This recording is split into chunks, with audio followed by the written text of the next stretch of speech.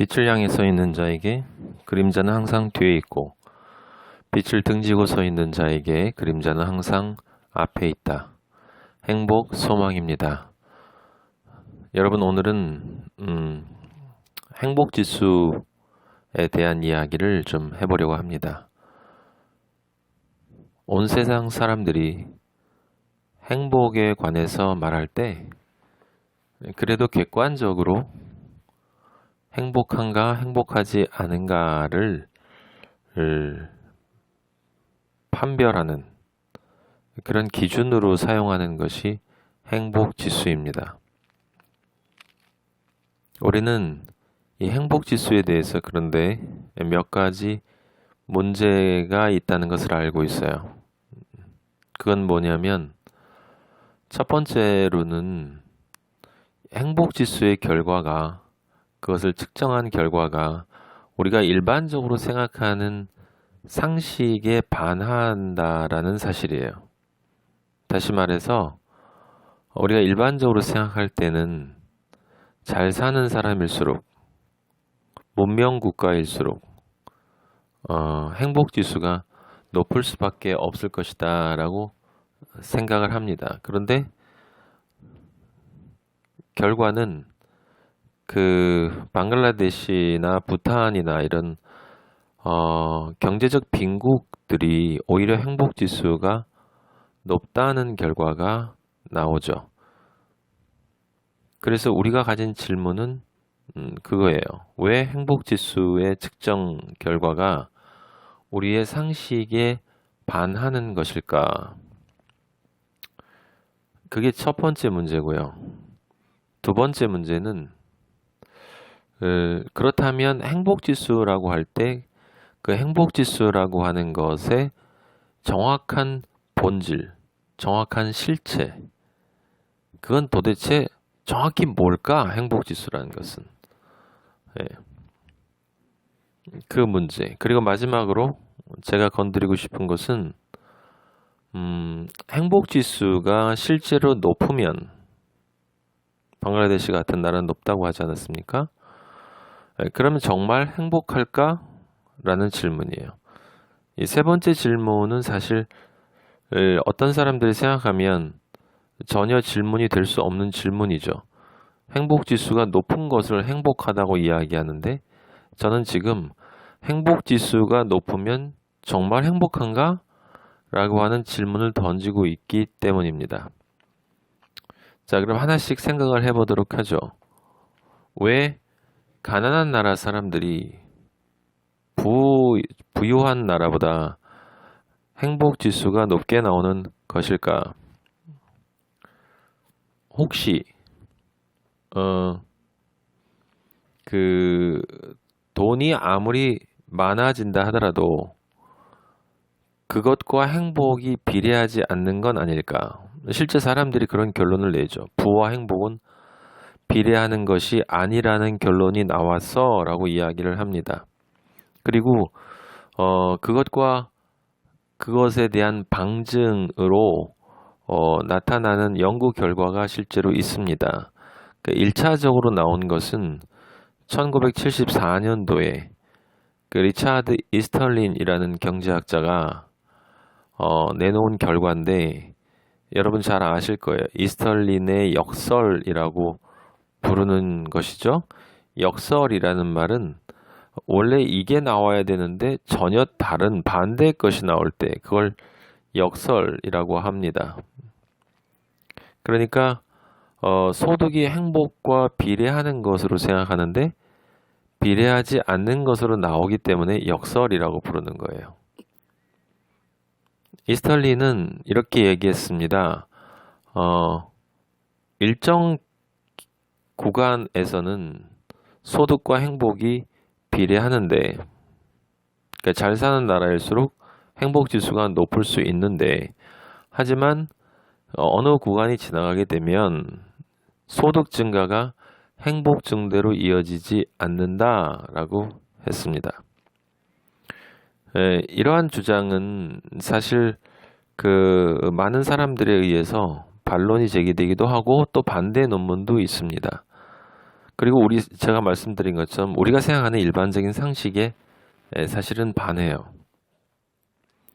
그런데 재미있는 것은 가장 최근에 그 2015년도인가요? 그 경제학상을 받았던 앵거스 디턴이라고 하는 경제학자가 있습니다. 우리나라에서도 굉장히 논란이 많았던 분인데 이 오해와 진실에 관련해서요. 근데 이 앵거스 디턴이라고 하는 이 노벨 경제학상 수상자가 그 2002년도에 또 경제학상을 받은 사람인데 그 사람이 데니얼 카너먼이라고 하는 사람이에요. 둘이 조사를 해서 발표한 논문이 있는데요. 그 논문에 보면 그 이 두 사람이 2008년에서 2009년까지 그 미국인 45만 명을 장장 분석을 했습니다. 그래서 분석을 해보니까 소득이 높을수록 행복감이 커진 것은 사실이에요. 그것은 이스털린하고 같은 생각이었죠. 그런데 그 플러스 양의 관계는 이 디턴 교수는 조금 구체적으로 설명을 했습니다. 연간 소득이 약 7만 5천 달러, 우리 돈으로 따지면 약 8,700만 원 정도, 약 9천만 원 안팎이 된다라고 볼 수 있겠는데 8,500에서 그 정도까지 연간 소득이 올라가는 동안은 행복감이 커졌다는 거예요. 그런데 그 이후부터는 소득이 증가돼도 행복감을 키우는 효과는 사라지더라고 하는 것이죠. 그러니까 간단하게 말하면 8,700만 원, 뭐 환율에 따라서 달라지겠지만 우리나라 같은 경우에 약 9천만 원 이상 정도 돈을 벌면 그 이상으로는 돈을 버는 것과 내가 행복하다고 느끼는 것과는 큰 차이가 없다라고 하는 결과가 나왔습니다. 그러니까 디턴 교수나 카너먼 교수의 연구는 이스털린 학자의 그 이스털린 역설을 이렇게 다시 한번 확인한 것이라고 할 수 있겠죠. 물론 여기에서 우리는 두 가지 얘기를 할 수 있어요. 그건 무엇이냐면 첫째는 8,700만 원까지는 그래도 분명히 비례한다라고 하는 것이고 그 다음에 8,700만 원 이후에 그 행복감이 더 이상 증가하지 않는 이유가 실제로 그냥 돈에서 자유로워지는 거냐라는 다른 이유가 있는 것은 아니냐라는 질문을 우리는 던질 수 있고 사실이 실제로 그렇습니다. 자, 상식에 반하는 결과라고 이야기했는데 사실은 지금 우리 방금 말씀드린 것처럼 사실은 상식에 반하는 결과라고 보기는 어려워요. 왜냐하면 분명한 건 이스털린 교수도 그렇고 디턴 교수도 그렇고 1차적으로는 적어도 8천만 원, 9천만 원까지 돈을 벌 때까지는 이 행복하다는 감정이 증가한다라고 이야기를 했거든요. 그러면 그 이후에는 왜 줄어들까요? 아니면 왜 더 증가하지 않을까요? 최소한. 그건 이렇게 생각해 볼 수 있습니다. 그건 바로 우리가 얘기한 지금 행복 지수가 정확히 무엇인가를 알면 간단하게 해결이 되는 문제예요. 여러분 행복 지수는 정말 중요한 것이니까 여러분들이 꼭 기억하셨으면 좋겠습니다. 행복 지수는 행복과 아무 관계가 없습니다. 다시 한번 말씀드립니다. 행복 지수는 행복을 나타내는 지수가 아닙니다. 지금 제가 말씀드리는 것은 전 세계에서 대부분의 사람들이 이것이 행복이야 라고 믿는 것이 행복이 아니라고 주장하고 있는 거예요. 사실은 굉장히 파격적이고 파괴적인 충격적인 주장이다라고 하는 것입니다. 근데 실제로 맞습니다. 여러분 방글라데시 사람들은 캐나다 사람들보다 행복 지수가 높은 것이 아니에요. 불행 지수가 낮은 것입니다. 불행 지수가 낮은 이유는 불행하다고 느낀다는 거죠. 불행하다고 덜 느낀다는 거예요. 불행 지수가 낮은 이유는 욕망 지수가 낮기 때문이에요. 그들은 우리들처럼 그 문명의 이기를 다 원하지 않습니다. 갤럭시나 아이폰 같은 것들은 아예 모를 거예요. 명품 핸드백이나 최고의 명품 차들 이런 것들을 알겠습니까? 타이트인가요? 어딘가 거기는 진흙으로 뭐 구워서 먹는다고 하는데 모르면 원하지 않고요.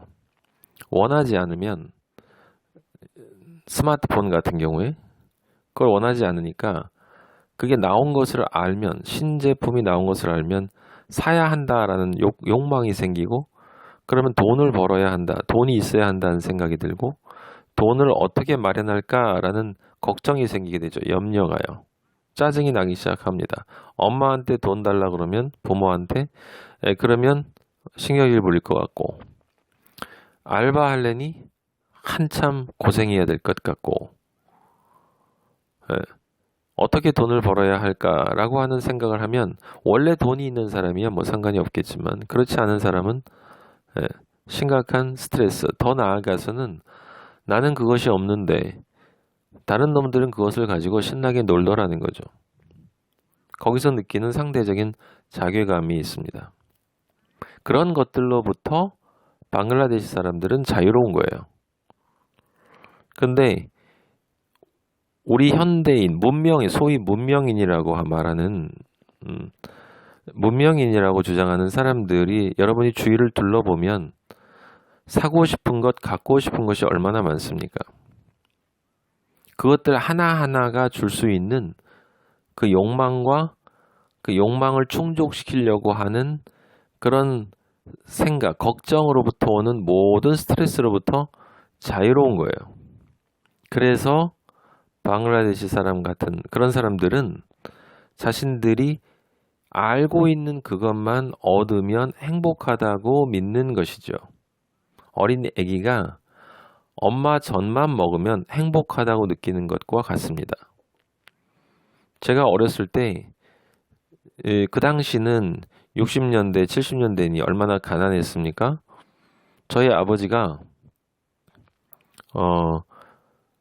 가끔 라면을 먹자고 했습니다. 지금은 라면이 200종류가 넘는다고 하는데 그 당시는 삼양라면 하나밖에 없었죠. 그래서 그걸 먹으면 참 행복했습니다. 가끔 짜장면을 시켜주셨어요. 그러면 진짜 행복했습니다. 그리고 거기에다가 야끼만두라고 불러요. 지금은 군만두라고 하는 그것을 덤으로 시켜주면 정말 행복했고요. 그 다음에 1년에 한 번, 두 번 특별한 날 탕수육을 시켜주면 온 집안이 천국이 됐어요. 무릉도원이 됐습니다. 낙원이 되는 거예요. 더 이상 부러울 것이 없습니다. 근데 여러분들 여기서 정말 중요한 사실은 정말 여러분이 기억해야 될 것은 뭐냐면 제가 그때 탕수육을 먹어서 행복한 것이 아니라 사실은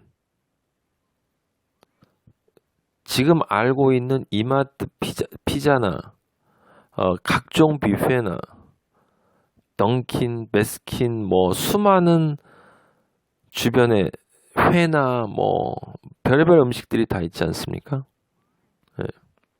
그 수많은 음식들을 하나도 몰랐기 때문에 그래서 탕수육 먹고 절정의 행복감을 느꼈던 것입니다. 그러면 우리는 행복지수라고 부르는 행복에 대한 객관적 지표라고 부르는 것이 실제로 행복과 아무 관계가 없다라는 것을 알 수 있는데 행복지수는 단지 인간의 욕망하고만 관련된다라는 것을 확인하게 되는 거예요. 행복지수가 우리에게 이야기해 주는 것은 딱 두 가지입니다. 뭐냐면 첫째, 인간은 욕망하는 존재다. 태어나서 죽을 때까지 무엇인가를 욕망하는데 끝없이 욕망합니다. 그런데 그 욕망은 아는 만큼 커진다.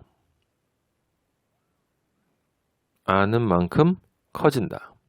두 번째, 인간은 자신이 그렇게 평생 욕망하는 점점 늘어나겠죠. 나이가 먹고 그 사회가 발전할수록 늘어날 수밖에 없는 거죠.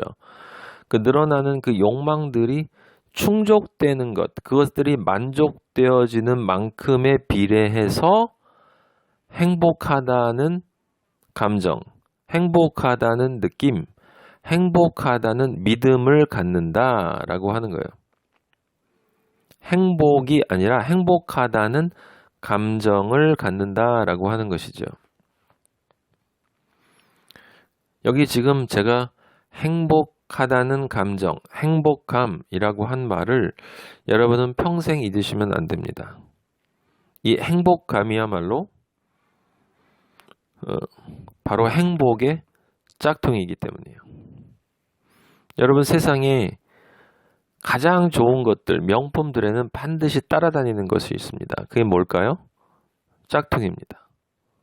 짝퉁이 존재하지 않으면 그게 명품이 아니라는 증거예요. 참 아이러니한 일이죠. 다시 뒤집어서 생각하면 짝퉁이 존재한다라는 것은 그것이 명품이라는 증거예요. 네. 그러니까 명품인가 아닌가를 생각해 볼 수 있으면, 생각하고 싶으면 그것에 짝퉁이 있는가 없는가를 생각해 보면 돼요.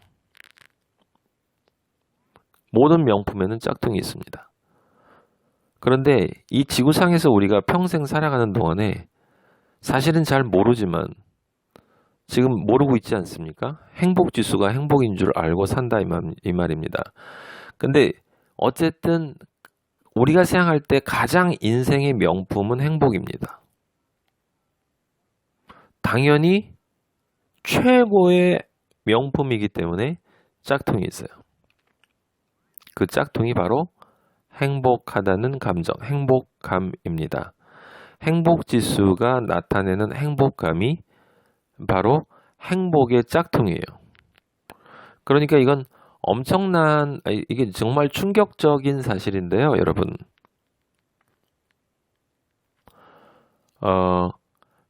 우리가 알고 있는 행복이라고 하는 그것이 사실은 진짜 행복을 얻지 못하도록 방해하는 가장 큰 장애물이라고 하는 거예요. 그래서 아까 처음에 제가 드렸던 세 번째 질문, 행복 지수가 높으면 정말 행복할까? 아니요. 그것과 행복은 관계가 없다라고 하는 것입니다. 방글라데시 사람들 한번 생각해 볼까요? 방글라데시 사람들이 행복 지수가 높습니다. 그럼 그 사람들을 미국의 뉴욕에 데려다 놓고 3년이나 5년 정도 그 미국 사람들이 돈만 있으면 할 수 있는 모든 것을 경험해줘요. 한 번씩. 실제 경험을 하도록 해줍니다. 얼마나 많은 재밌고 즐겁고 쾌락을 주고 향락에 빠질 수 있는 것들이 있는가를 다 보여주고 대신 주지는 않습니다. 돈을 공짜로 주지 않고 원하면 본인이 스스로 벌라고 하는 거죠. 벌어서 쓰라고. 그렇게 3년 정도를 뉴욕에서 살라고 해요. 당연히 돈이 없으니 거기서 거지처럼 살겠죠. 대신 그 사람이 방글라데시에서 행복하다고 생각했던 것들만 해줘요. 그럼 그 사람이 3년 지난 후에 동일한 행복 지수를 느낄까요? 절대로 그럴 수 없습니다. 그는 자신이 이 세상에서 가장 불행한 존재였다라는 것을, 불행한 존재라는 사실을 깨닫게 될 거예요. 자기가 정말 그걸 모르고 살았다라고 생각하겠죠. 그 다음 생각할 겁니다. 어떻게 해야 나도 뉴욕에서 행복한 사람이 될 수 있을까? 그럼 돈을 벌어야 됐다는 생각을 하겠죠. 못 벌면 어떻게 될까요? 다양한 비정상적인 방법도 생각할 거고, 그렇지 않다면 자기 삶에 대한 자괴감을 느끼게 될 것입니다. 아니면 조금 아르바이트해서 뉴욕에서 몇 개를 사가지고 자기 고향 가서 방글라데시에서 자랑하겠죠. 그 상대적 비교감으로부터 또 아니, 사실은 그것으로부터 인간은 행복감을 굉장히 많이 느끼기 때문에 그렇습니다. 여러분, 행복 지수는 행복과 아무 관계가 없습니다. 오히려 행복 지수로 알면 실제 행복으로 나아가고자 하는 그 길이 차단되고 막혀버립니다. 왜냐하면 행복을 모르니까 행복의 옷을 입지 않은 것이고, 그것은 벌거벗은 임금처럼 그 옷을 벌거벗고 있는 것과 마찬가지인데, 행복감을 행복으로 알고 행복 지수를 행복에 대한 객관적 기준으로 알면 내가 제대로 인생을 찾아가고 있다고 생각하기 때문에 진짜 행복을 찾고자 하는 마음을 아예 갖지를 않는다라고 하는 사실이에요. 그래서 거기서 깨어나야 한다는 사실입니다. 여러분, 깨어나야 합니다. 행복 지수는 행복이 아닙니다. 모든 사람이 그렇다고 해도 아닌 것은 아닌 것입니다. 모든 사람이 아니라고 해도 그런 것은 그런 것입니다. 그러니까 왜 이것도 우리가 이해할 수 있는 거죠. 왜 그러면 그 앵거스 디턴 교수가 또는 이스털린 교수가 이야기한 것처럼 소득이 8만 달러? 우리나라 돈 한 9천만 원 이상이 되면 왜 행복감이 그렇게 크지 않은가라고 하는 것은 충분히 당연한 거예요, 여러분. 그건 역설이 아니고 당연한 것입니다. 왜냐하면 돈이 많아지면, 그렇게 고소득자가 되면 자신이 원하는 욕망에 대해서 충족할 수 있는 능력이 생기죠. 그러니까 늘 충족을 시킵니다. 그러면 여러분, 맛있는 짜장면을 계속 먹으면 어떻게 됩니까? 지루해집니다. 그리고 내가 그것을 할 수 없다 하고 싶은데, 또는 내가 그것을 소유하고 싶은데 왜 그런 말 하지 않습니까, 여러분? 결혼하기 전에는 배우자가 그렇게 나한테 정성을 다하더니 결혼하고 나서 나를 가지고 나니까, 날 소유하고 나니까 내 남편이, 내 아내가 더 이상 옛날에 연애할 때처럼 그렇게 열렬하게 나한테 나를 그렇게 원하는 것 같지 않다. 그게 왜 그래요? 이제 내 소유가 됐고 내가 언제든지 그걸 사용할 수 있는 그런 가능성을 깨닫게 되면 그것에 대한 그 간절함이 자연스럽게 사라지는 거예요. 그러니까 소득이 많아지면 내가 언제든지 저거 살 수 있고 명품 살 수 있고 이렇게 되면, 그러면 당연히 그것들이 나에게 주는, 돈이 증가하는 것에 대한 행복감은 이제 당연히 줄어드는 거죠. 더 이상 옛날에 내가 갖고 싶은 것이 많이 있을 때 그러려면 돈을 벌어야 되니까, 그럼 돈을 버는 만큼 행복감이 늘겠죠. 하지만 지금은 어느 정도 수준, 그 수준이라는 건 뭐냐면 내가 원하는 걸 거의 대부분 구입할 수 있는 수준이 되게 되면, 그럼 그 다음에는 새로운 욕망이 증가하지 않고, 새로운 욕망이 증가하지 않으면 돈을 벌어야 되겠다는 생각이 들지 않고, 그러면 돈이 벌려도 그것에서 나오는 행복감이 당연히 그렇게 높지 않은 거예요, 여러분. 이 세상의 모든 일은 논리적입니다. 디턴 교수나 이스털린 교수는 그런 결과를 발표하고, 그러니까 돈에 대해서 관심을 가지지 말라? 아닙니다. 사람들에겐 누구나 돈이 필요합니다. 돈은 분명히 행복감을 줍니다. 따라서 우리는 그 돈을 건전하게 벌고, 그리고 건전한 행복감을 추구하는 것은 자연스러운 일이고 당연한 일입니다. 다만